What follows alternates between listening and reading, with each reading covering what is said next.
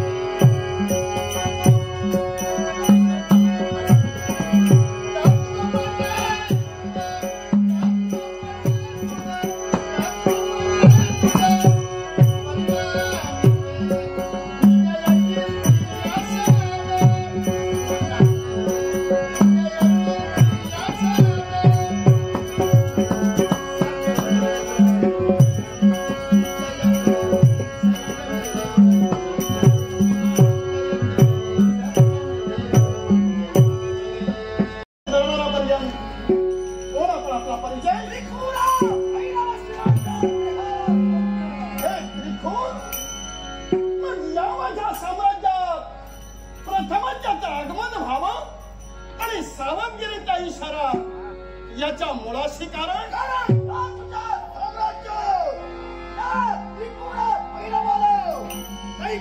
इच्छा परिपूर्ण करायची आहे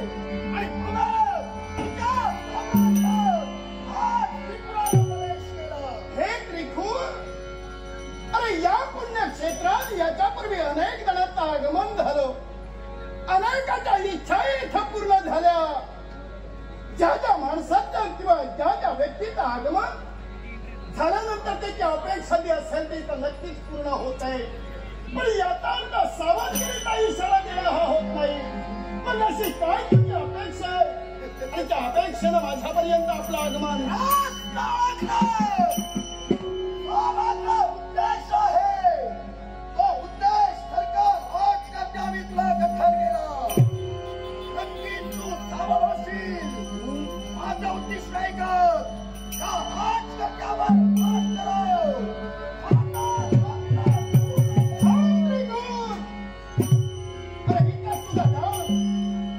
राजा त्रिलोचन ओळखलंय तुझ्या मनात पण इच्छा आहे आणि त्या इच्छेची जाणीव मला करून द्यायची नाहीये आणि एवढं समेत आमच्यावर मात करायची आहे विसरलास हे पुण्यक्षेत्र आहे त्या पुण्यक्षेत्रात ज्या माझ्या शिव संजनाचं वास्तव्याच्या काशीच्या दैवत म्हणजे शिवचंद्रपूर होय तिथं जिथं दैवी तत्व आहे तिथं अशा असुरी शक्तीला खरा कधीही मिळत नाहीये पण आज का सारे तुझ्यावर मात करे तो शिवचंद्रपूर माझी इच्छा पूर्ण करेल ही पुरा नको त्या खंडात पडण्याचा प्रयत्न उगाच करू नकोस तोडगेशी बंधादाची एकच तुला विनवणी आहे ज्या वृत्तीनं तुला हनुमंतरीचा झाला तर तुझा सेवन या पुण्यक्षेत्रात होऊ नये तर दाराला पावली पडतो बहादूरची गोष्ट तुझ्या प्रकारची पायदळी करो इच्छा पूर्ण करेल तेव्हा अरे गद्दा शोधानं कर्तव्य भविष्याला चिंता आहे वर्तमानानं कानापुराला माझ्या गेला भूतकाळ पुढे येणारं भविष्यकाळ आणि या संकट चालू असलेला वर्तमान काळ या क्षत्रियाची माती घेण्यासाठी कोण येणार आहे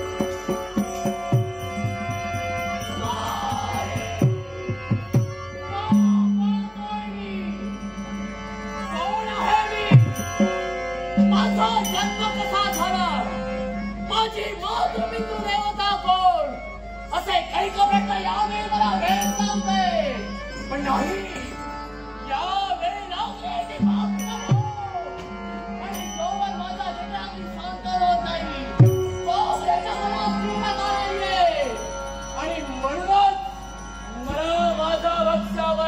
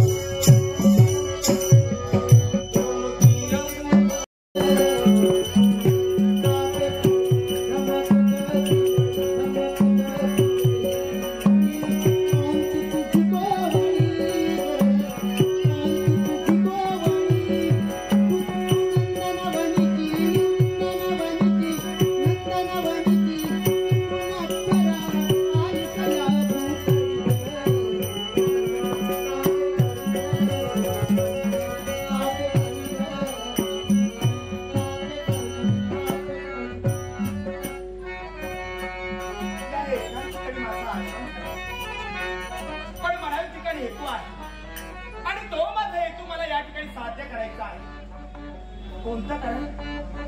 माझं आगमन या ठिकाणी का झालं? का नाही मी एकाच कारणासाठी हो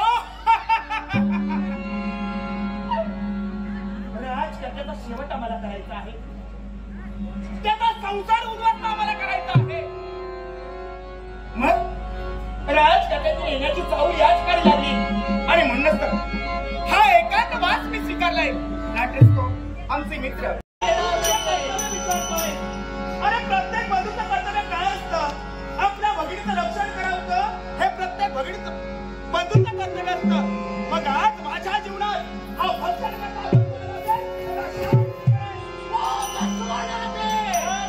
तुला सुद्धा माझ्या पराक्रमाची जाणीव आहे, पण या विश्वाच्या ठिकाणी या जीवनात तुला भगिनी म्हणून मी केवळ स्वीकारलेलं नाहीये. ज्यावेळेचा जन्म झाला त्यावेळी माझ्या मनात एकच भावना होती,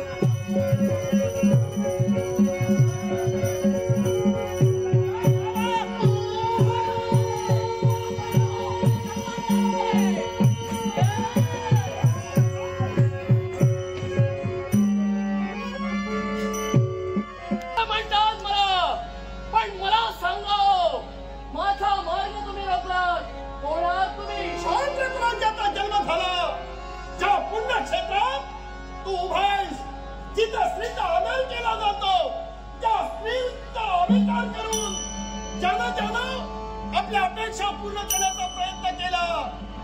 अशा अविचार व्यक्तीला शासन करणारा एक नाट्यवंत क्षत्रिय राजा त्रिलोचन तुझ्या समोर. कोण होते त्रिलोचन? योगायोगानं तुमची गंतिका झाली, पण लक्षात ठेवा हे अमाप सौंदर्य मला हवंय आणि तोपर्यंत या सौंदर्याचा नाही, तोपर्यंत माघार घेणार नाहीये. अरे सौंदर्याच्या मागे दोन धावला ना तो संपला म्हणून समज. अरे चित्रानं दिसणारं सौंदर्य क्षणात असतं.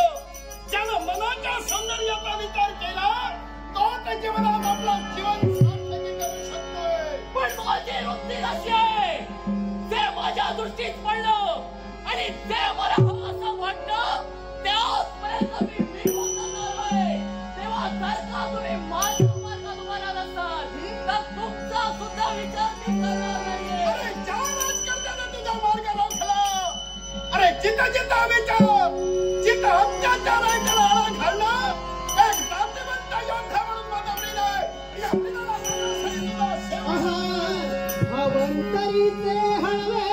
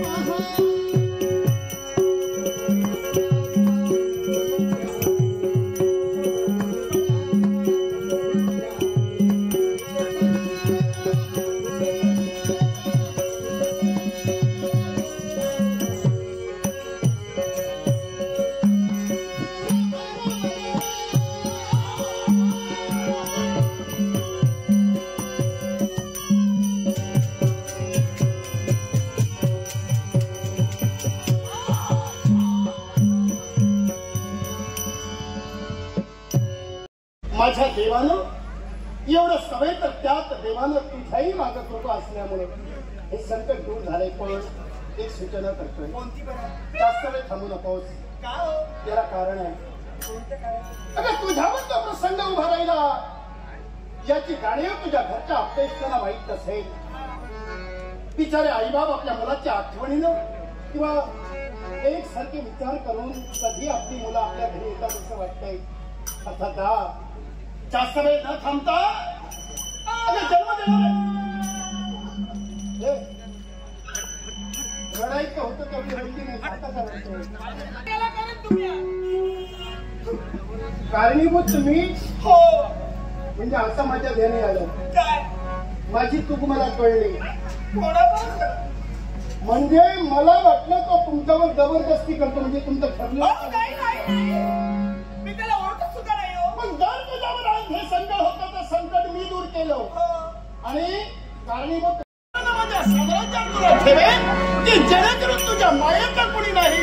ही वेळ तुझ्यावर कधीही येणार नाहीये. तुम्ही मला आधार देणार ना? का देणार?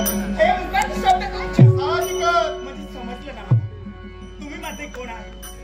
आता तुम्ही माझ्या दूर राहायचं नाही. आता फक्त आणि फक्त तुम्ही माझ्या जवळचे आहात. तुम्ही माझे कोण आहात? फक्त आणि फक्त माझा राजा. हो माझा राजा, माझी सजना.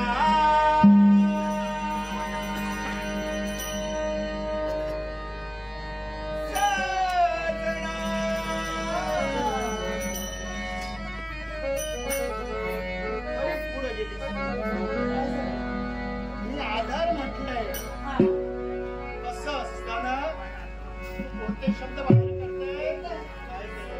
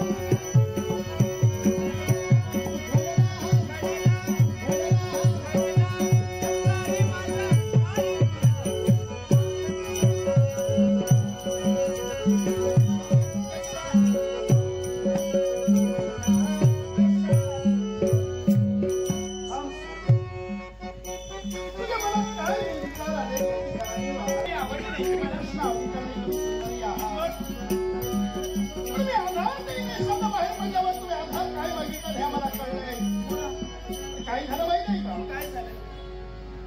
इच्छा वाईट असं नाही म्हणजे आमचं लग्न झालंय. काय? नाही जगात काही आणखी नाहीये. मला अजून पुढे नकोय. पुढे तुझं लग्न झालंय याची जाणीव तुला का केली? मी दोष का दिला नाही? कारण पुरुषाचं लग्न झालंय हे एखाद्या अनोळखी स्त्रीला नसते म्हणून ती जाणीव करून दिली आहे. आधारासाठी अनेक नाती आहेत, अनेक प्रकार आहेत. त्या अनेक नात्यांना नक्की तुला आधार म्हणून घेऊन जाऊ शकतो. त्या नात्याची मला गरज नाही.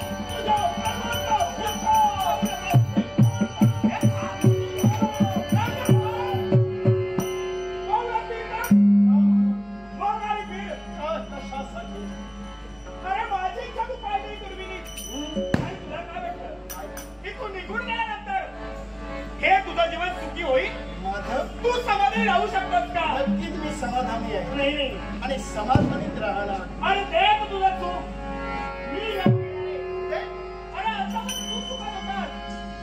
आता पण तुझा सुखाचा संसार होता. त्याला कारण काय? ती तुझी बायको, ती तुझी पत्नी तुझ्यासाठी लक्ष्मी होय. नक्कीच लक्ष्मी. माझी योग्यता काय? तुझी योग्यता काय हे अजून तुलाही कळणार हो आहे. ना? तुझी योग्यता काय तुझा? माझी पत्नी लक्ष्मी आहे आणि ती खरी एक महान पतिव्रता सुद्धा आहे. अरे माझी जागा मला मिळवायची आहे. कोणत्या तऱ्हेनं? माझा अधिकार मला मिळवायचा आहे. कोणत्या तऱ्हेनं? मी तुझा मार्ग चालवला. अरे तुझा चुकाचा विचार होता. मग तोच विश्वास, त्याच विश्वासाचा घात मला करायचा आहे. अरे मी वाटते की कोण शकते. एकच माझ्या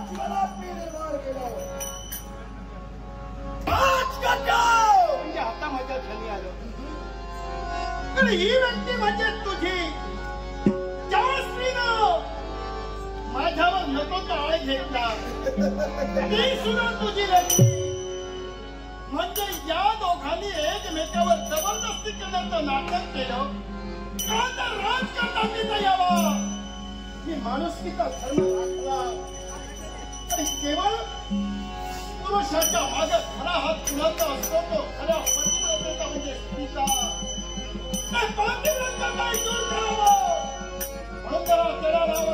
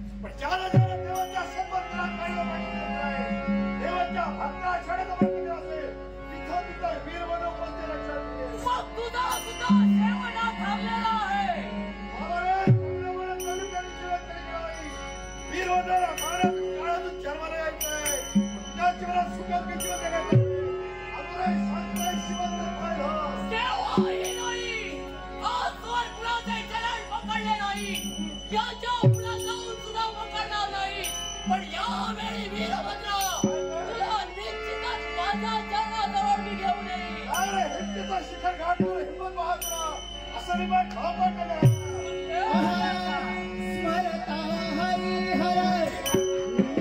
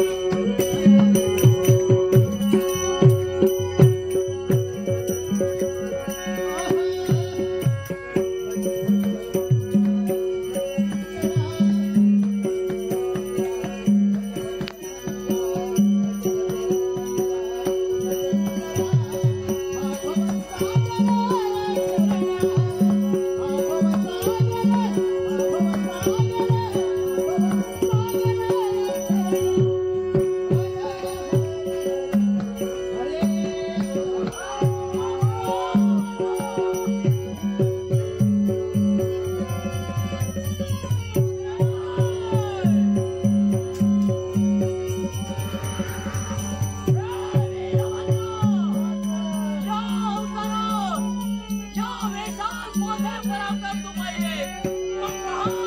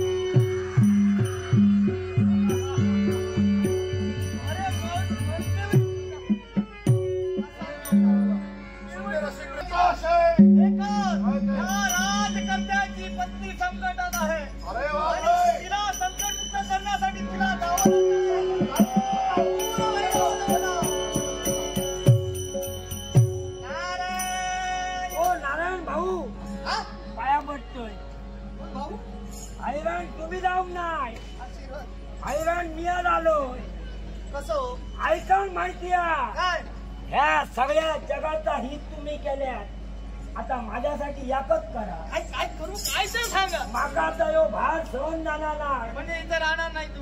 यो फुटण लागलोय. कायचंय यांचा एकदा शुद्धी झाला आणि माझी मोकळी करा. अहो चिंता नसावी.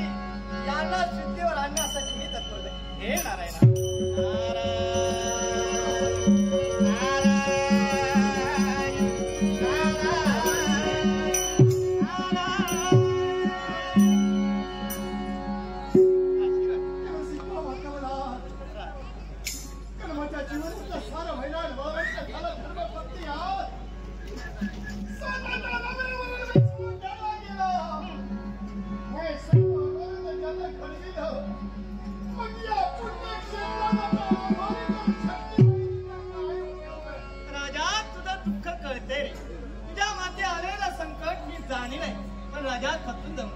सुख दुःख आहे माणसाच्या जीवनात.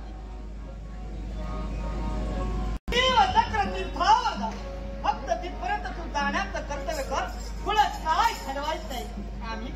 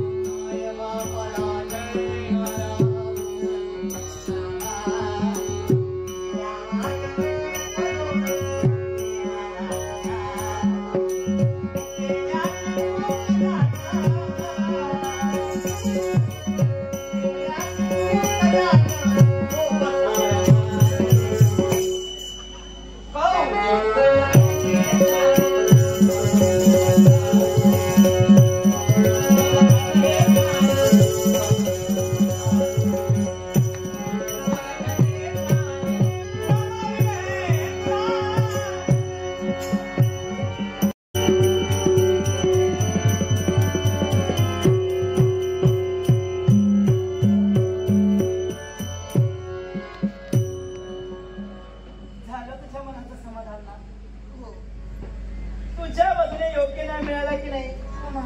हा, समाधानी झाले. बरं वाटलं मला.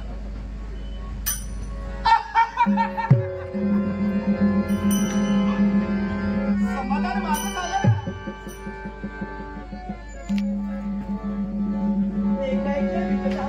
हो,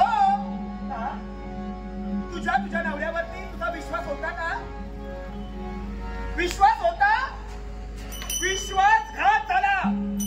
अगं चुकलीस तू. पण माझा विजय झाला.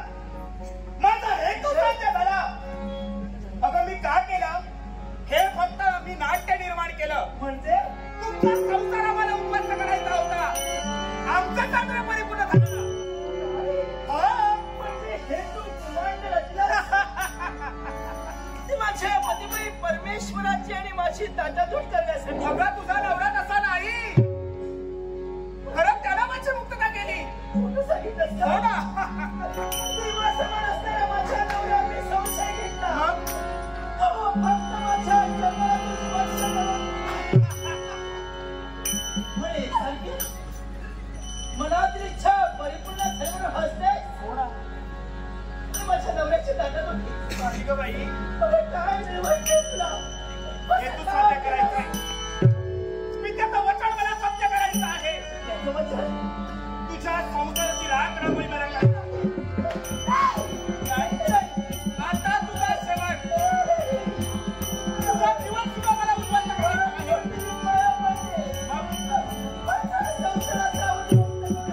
आता काय करशील तू?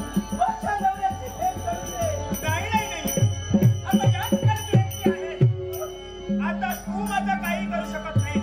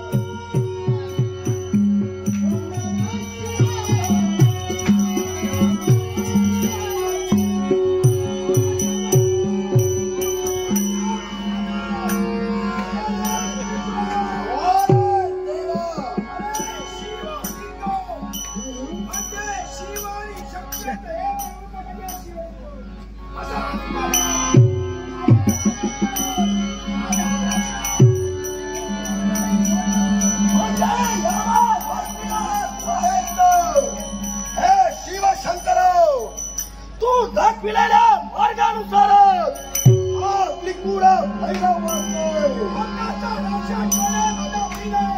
याचा जरी असो, यांच्या कमळात तुम्हाला सांगतोय. गरज नाही तुझ्या संधीची मला.